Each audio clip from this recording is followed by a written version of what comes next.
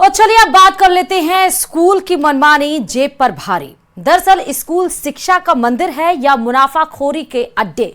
यही सवाल आज हर अभिभावक के मन में है, क्योंकि जिस रवैये को प्राइवेट स्कूलों ने अपना लिया उससे साफ साफ पता लगता है कि उनकी नीयत बच्चों के भविष्य को बनाने से ज्यादा और माँ बाप की जेब से मोटी मोटी रकम निकालने की है।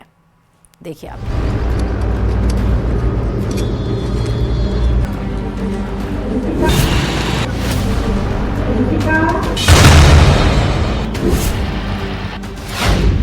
शिक्षा का मंदिर बना कमाई का अड्डा।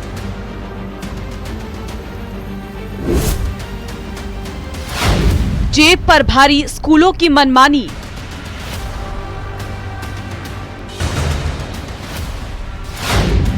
बढ़ती फीस, घटती जवाबदेही।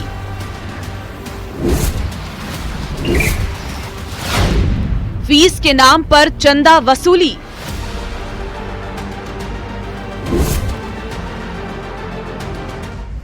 ये तस्वीरें भरतपुर की हैं, जहां 20 से अधिक ऐसे निजी स्कूल संचालित हैं जो बच्चों को स्टैंडर्ड ब्रांडेड ड्रेस और एक दुकान से कॉपी किताब खरीदने के लिए मजबूर करते हैं, जिससे अभिभावकों के माथे पर चिंता के निशान आने लग जाते हैं। इतना ही नहीं, स्कूलों की मनमानी इतनी बढ़ गई है कि वो बच्चों को स्कूल से निकालने की धमकी भी देते हैं। इसलिए वो कई बार कैमरे के सामने इस बात को रखने से बचते हुए नजर आते हैं। स्कूल में जाते हैं तो टीचर का कहना ये है कि मतलब एक ही दुकान से सामान वगैरह, तो जिसको ड्रेस है, जूते हैं, एक ही जगह से दुकान से खरीदो, परचेज करो, और 1 साल होने के बाद में फिर सिलेबस चेंज हो जाता है तो छोटे बच्चों के लिए काम नहीं आता है।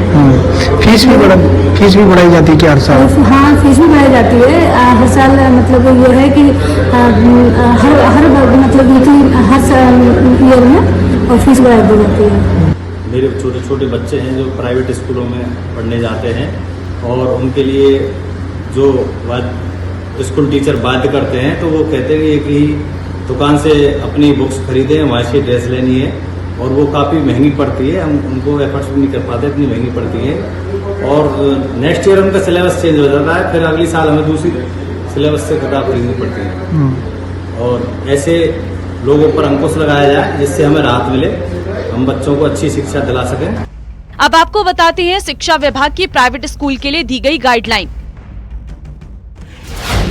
प्राइवेट स्कूल अब केवल बोर्ड द्वारा अप्रूव की गई किताबों का ही उपयोग करेंगे। किताबों की सूची स्कूल के नोटिस बोर्ड और वेबसाइट पर रिलीज करनी होगी। विशेष दुकान से किताबें, स्टडी मटेरियल खरीदने का भी दबाव नहीं बनाएंगे। प्राइवेट स्कूल में चलने वाले स्टडी मटेरियल पर स्कूल का लोगो नहीं होगा। निर्धारित यूनिफॉर्म, टाई, जूते स्कूल से खरीदने के लिए कोई फोर्स नहीं किया जाएगा।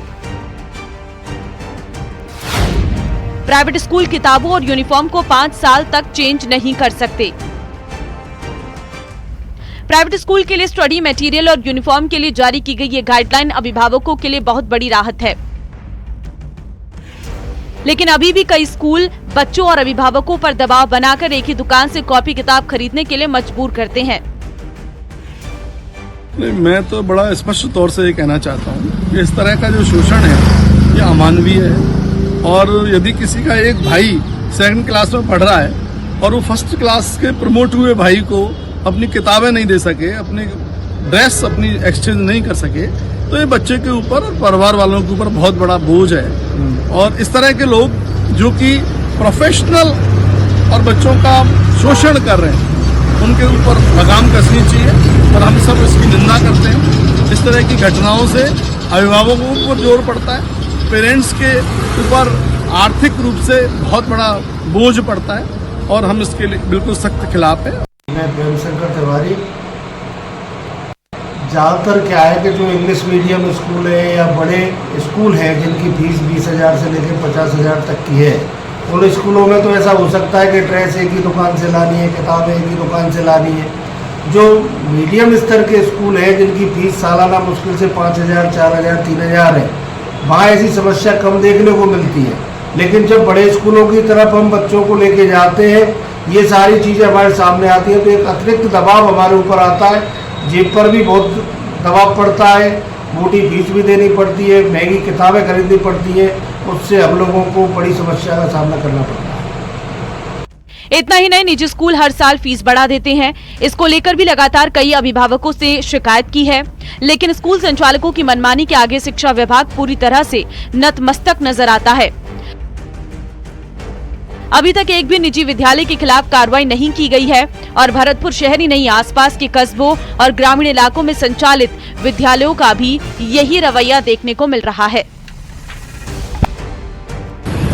आजकल अपने बच्चों की पढ़ाई को लेकर अभिभावकों की लगातार चिंता बढ़ती जा रही है, क्योंकि स्कूलों की मनमानी के चलते अभिभावक परेशान नजर आ रहे हैं और कई जगह उनका जो असंतोष है वो भी देखा जा रहा है। इसको लेकर कई बार अभिभावक जो है शिक्षा विभाग के अधिकारियों को ज्ञापन देकर अलग अलग तरीके से प्रदर्शन कर अवगत भी करा चुके हैं, लेकिन निजी स्कूलों पर अभी तक कोई भी कार्रवाई नहीं हो रही है। अभिभावकों को कहना है कि स्कूल प्रबंधन से इसकी शिकायत की जाती है तो कोई भी सुनवाई नहीं होती है। शिक्षा विभाग के अधिकारी भी इस पूरे मामले पर जो नदारद है वो दिखाई देते हैं, क्योंकि अभिभावकों द्वारा शिकायत करने के बावजूद भी ऐसे निजी विद्यालयों के खिलाफ कोई भी एक्शन नहीं लिया जाता है, कोई भी कार्रवाई नहीं की जा रही है।